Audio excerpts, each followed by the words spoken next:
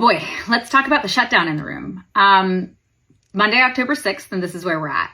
So Congress is stuck, not just on spending, but on healthcare. Democrats are holding out for a fix to the Affordable Care Act, to the subsidies which expired at the end of last month, which they say are going to affect over 20 million Americans whose healthcare premiums are going to just skyrocket. Republicans are saying this isn't the time for that conversation, and that conversation is one that we can have after the government reopens. But since Republicans control both the House and the Senate, Democrats are essentially saying, we don't believe you. And that's the stalemate.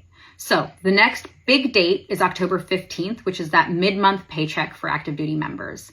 Most federal employees are already only going to receive a partial paycheck at the end of this week for work completed prior to the government shutdown through September 30th. There's a bill that has been introduced to try and fix all of this for the military community, which is called the Pay Our Troops Act of 2026, which was introduced last month by Representative Jen Kiggans out of Virginia. And it's gaining a lot of traction. It had 60 co-sponsors before the weekend. It's at 117 as I'm recording this.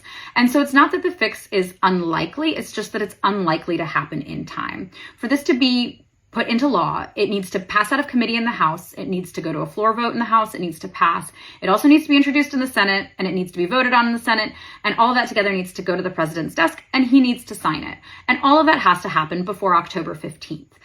This is all with the House being in recess until October 14th. So at this point, we are looking at a likely delay of that mid-month paycheck because it does take a couple days for those payments to process. So even if everything happens on that very tight timeline on October 14th, we're still likely looking at some sort of delay.